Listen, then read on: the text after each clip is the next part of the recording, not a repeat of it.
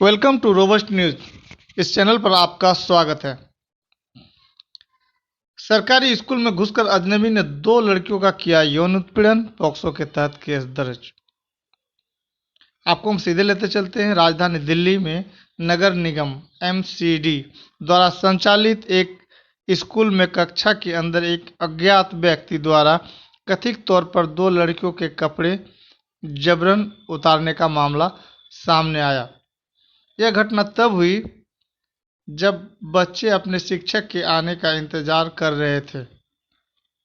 अब तक इस संबंध में किसी की गिरफ्तारी नहीं हुई है।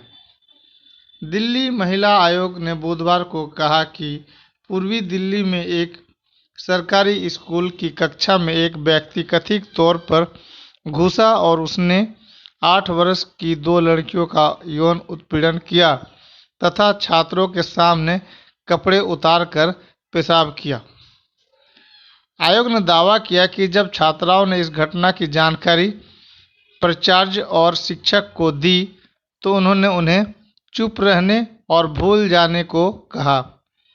पुलिस के मुताबिक स्कूल के प्रवेश द्वार और परिसर में कोई सीसीटीवी कैमरा नहीं लगा था।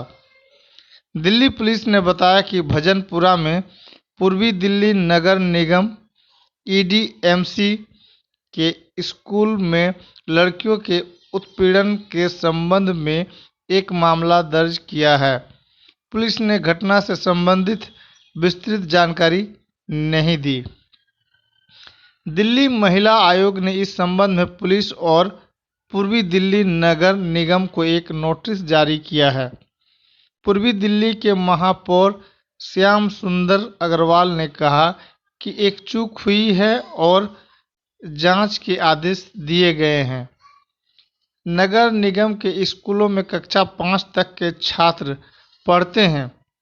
दिल्ली महिला आयोग ने 30 अप्रैल को जारी नोटिस में कहा कि स्कूल असेंबली के बाद बच्चे कक्षा में अपने शिक्षक का इंतजार कर रहे थे, तभी एक अजनबी कक्षा में घुस गया।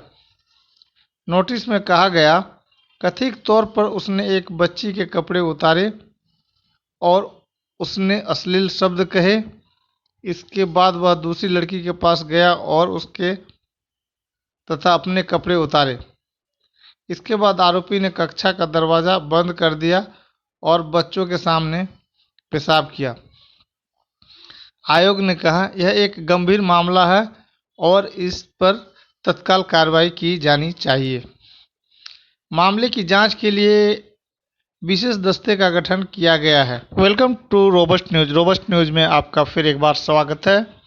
कैसे टीपू सुल्तान ने लड़कर दलित महिलाओं को अपना स्तन ढकने का अधिकार दिलाया था? क्वेश्चन है। केरल के तरणकोर इलाके, खास तौर पर वहां की महिलाओं के लिए 26 जुलाई का दिन बहुत महत्वपूर्ण है। इसी दिन 1859 में वहां के महाराजा ने अवर्ण औरतों को शरीर के ऊपरी भाग पर कपड़े पहनने की इजाज़त दी थी। अजीब लग सकता है, पर केरल जैसे प्रगतिशील माने जाने वाले राज्य में भी महिलाओं को अंगवस्त्र या ब्लाउज पहनने का हक पाने के लिए 50 साल से ज़्यादा सघन संघर्ष करना पड़ा। अब आपको हम बताते चलें कि स्तन ढकने को लेकर क्या नियम थे। इस कुरूप परंपरा की चर्चा में खास तौर पर निचली जाति नादर की स्त्रियों का जिक्र होता है, क्योंकि अपने वस्त्र पहनने के हक के लिए उन्होंने ही सबसे पहले विरोध जताया। नादर की एक उपजाति नादन पर यह बंदिशें उतनी ही नहीं थी। उस समय न सिर्फ अवर्ण बल्कि नंबूदिरी, ब्राह्मण और क्षत्रिय नायर जैसे जातियों की औरतों पर भी शरीर का ऊपरी हिस्सा ढकने से रोकने के कई नियम थे। नंबूदिरी औरतों को घर के भीतर ऊपरी शरीर को खुला रखना पड़ता था। वे घर से बाहर निकलते समय ही अपना सीना ढक सकती थी। लेकिन मंदिर में उन्हें ऊपरी वस्त्र खोलकर ही जाना होता था। नायर औरतों को ब्राह्मण पुरुषों के सामने अपना वक्ष खुला रखना होता था। सबसे बुरी स्थिति दलित औरतों की थी, जिन्हें कहीं भी अंगवस्त्र पहनने की मनाही थी। पहनने पर उन्हें सजा भी हो जाती थी।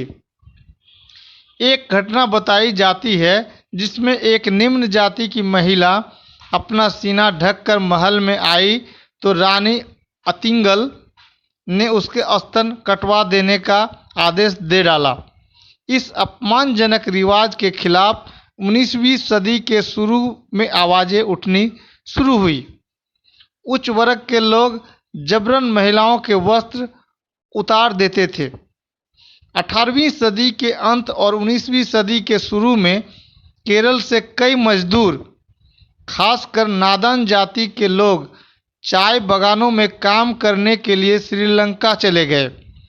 बेहतर आर्थिक स्थिति, धर्म बदलकर ईसाई बन जाने और यूरोपीय असर की वजह से इनमें जागरूकता ज़्यादा थी और ये औरतें अपने शरीर को पूरा ढकने लगी थी। धर्म परिवर्तन करके ईसाई बन जाने वाली नादर महिलाओं ने भी इस प्रगतिशील कदम को अपनाया। इस तरह महिलाएं अक्सर इस सामाजिक प्रतिबंध को अनदेखा कर सम्मानजनक जीवन पाने की कोशिश करती रही। यह कुलीन मर्दों को बर्दाश्त नहीं हुआ। ऐसी महिलाओं पर हिंसक हमले होने लगे। जो भी इस नियम की अवहेलना करती उसे सरे बाजार अपने ऊपरी वस्त्र उतारने को मजबूर किया जाता। अवर्ण औरतों को छूना न पड़े, इसके लिए स्ववर्ण पुरुष लंबे डंडे के सिरे पर छुरी बांध लेते और किसी महिला को ब्लाउज या कंचुकी पहना देखते तो उसे दूर से ही छुरी से फाड़ देते।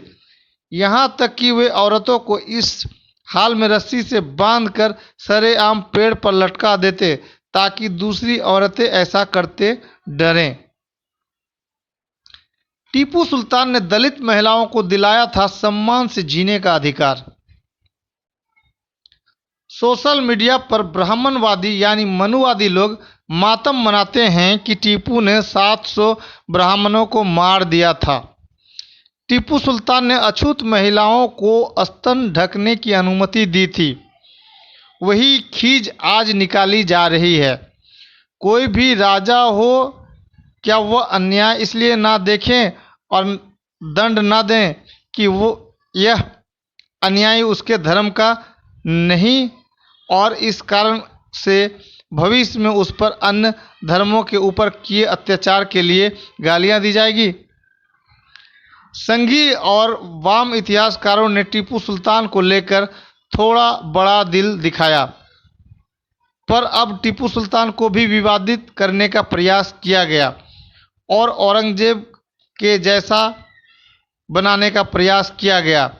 इतिहासकार टीपू सुल्तान के प्रति इसलिए झूठ न लिख सके क्योंकि टीपू सुल्तान का सारा इतिहास बहुत करीब के दिनों का है। आपको बताते चले, साथ ही यह तथ्य और सबूत है कि वह अंग्रेजों से लड़ते हुए शहीद हुए और अपनी पूरी सल्तनत बर्बाद कर दी। दरअसल उसको बदनाम भी केवल स्ववर्ण कर रहे हैं। हकीकत यह है कि यदि इस देश के इतिहास को यदि निष्पक्ष रूप से लिख दिया जाए तो आज अचानक पैदा हो गए बड़े बड़े महापुरुष नंगे हो जाएंगे और जिन्हें खलनायक बनाया जा रहा है वह देश के महापुरुष हो जाएं। अब आपको एक नेक्स्ट सवाल है, संघ को टीपू सुल्तान से इतनी नफरत क्यों होती है? राजाओं की साम्राज्यवाद के कारणों से हुई लड़ाइयों को हिंदू मुस्लिम की लड़ाई प्रस्तुत किया जा रहा है और लड़ाई में मरने वाले सैनिकों को गिन गिन कर बताया जा रहा है कि इतने वध उस मुस्लिम शासक ने किए, जैसे हिंदू राजाओं ने युद्ध में विरोधी सेनाओं का धर्म देखकर ही मारा हो कि केवल मुस्लिम सैनिक मारे जाए, हिंदू सैनिकों को कोई नुकसान ना हो, चाहे विरोधी सेना का ही क्यों ना हो। तब तो ऐसा कुछ नहीं हुआ। पर अब ऐसा ही किया जा रहा है। ब्रिटेन की नेशनल आर्मी म्यूजियम ने अंग्रेजी हुकूमत से लोहा लेने वाले 20 सबसे बड़े दुश्मनों की लिस्ट बनाई है, जिसमें केवल 2 भारतीय योद्धाओं को ही इसमें जगह दी गई। नेशनल आर्मी म्यूजियम के आलेख के अनुसार टीपू सुल्तान अपनी फौज को यूरोपियन तकनीक के साथ ट्रेनिंग देने में विश्वास रखते थे। टीपू विज्ञान और गणित में गहरी रुचि रखते थे और उनकी मिसाइलें अंग्रेजों के मिसाइल से ज़्यादा उन्नत थी, जिनकी मारक क्षमता 2 किलोमीटर तक थी। आपको बता दें, जो अंग्रेज टीपू से इतना घबराते थे, उनके बनाए झूठे इतिहास को दिखाकर संघ के लोग टीपू का विरोध कर रहे हैं।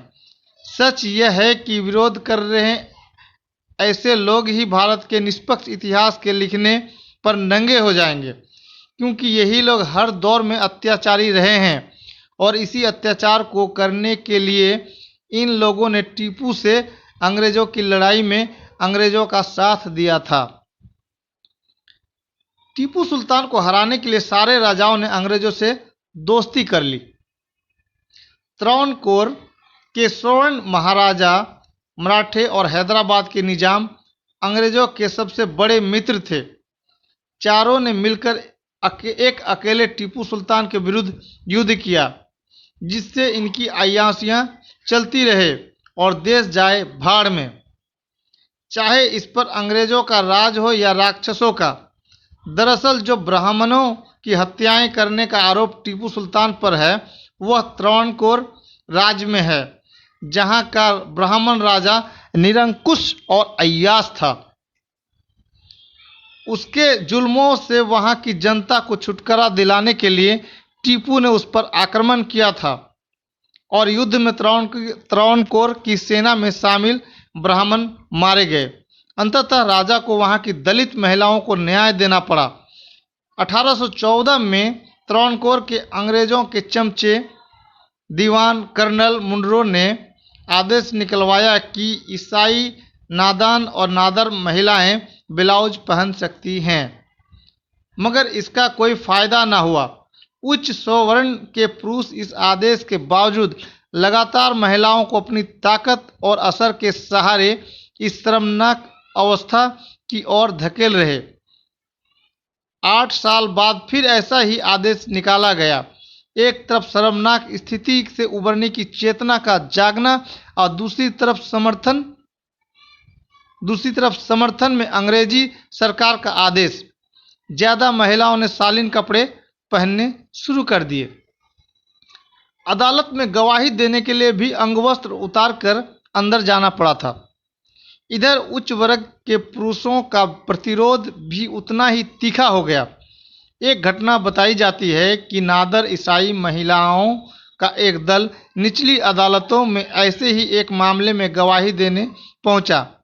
उन्हें दीवान मुनरो की आंख के सामने अदालत के दरवाजे पर अपने अंगवस्त्र उतार कर रख देने पड़े, तभी वे भीतर जा पाई। संघर्ष लगातार बढ़ रहा था और उसका हिंसक प्रतिरोध भी। सवर्णों के अलावा राजा खुद भी परंपरा निभाने के पक्ष में था। क्यों न होता। आदेश था कि महल से मंदिर तक राजा की सवारी निकले तो रास्ते पर दोनों ओर नीची दलित जातियों की अर्धनग्न कुंवारी महिलाएं फूल बरसाती हुई खड़ी रहें। उस रास्ते के घरों के छज्जों पर भी राजा के स्वागत में औरतों को खड़ा रखा जाता था। राजा और उसके काफिले के सभी पुरुष इस दृश्य का भरपूर आनंद लेते थे। आखिर 1829 में इस मामले में एक महत्वपूर्ण मोड़ आया। सवर्ण पुरुषों की लगातार नाराजगी के कारण राजा ने आदेश निकलवा दिया कि किसी भी दलित जाति की औरत अपने शरीर का ऊपरी हिस्सा ढक नहीं सकती। अब तक ईसाई औरतों को जो थोड़ा समर्थन दीवान के आदेशों से मिल रहा था, वह भी खत्म हो गया। अब हिंदू ईसाई सभी वंचित महिलाएं एक हो गई और उनके विरोध की ताकत बढ़ गई। सभी जगह महिलाएं पूरे कपड़ों में बाहर निकलने लगी। इस पूरे आंदोलन का सीधा संबंध भारत की आज़ादी की लड़ाई के इतिहास से भी है। टीपू सुल्तान ने त्रावणकोर को हराकर इस रूढ़िवादी व्यवस्था का अंत किया। टीपू सुल्तान ने इसी अन्याय को समाप्त करने के लिए त्रावणकोर पर आक्रमण किया, जिससे त्रावणकोर की सेना के तमाम लोग मारे गए, जिसे आज ब्राह्मणों के वध के रूप में बताकर उनका विरोध किया जा रहा है। उसी युद्ध में विरोधियों ने ऊंची जातियों के लोगों, दुकानों और सामान को लूटना शुरू कर दिया। राज्य में शांति पूरी तरह भंग हो गई। दूसरी तरफ नारायण गुरु और अन्य सामाजिक धार्मिक गुरुओं ने भी इस सामाजिक रूढ़ी का विरोध किया और अंततः 26 जुलाई 1859 को वहां के राजा ने दलित औरतों को स्तन ढकने की अनुमति प्रदान की। टीपू सुल्तान से वही खींच आज निकाली जा रही है। जरा सोचिएगा कि त्रावणकोर का राजा कोई मुस्लिम होता और दलितों के साथ ऐसा व्यवहार होता तो आज क्या स्थिति होती, और यदि टीपू कोई दीपू होता तो आज के दौर में दलित औरत को स्तन ढकने के लिए अनुमति नहीं मिल पाती। खबर कैसी लगी? चैनल को सब्सक्राइब करें, कमेंट में अपनी राय दें। Thanks audience, thanks listener.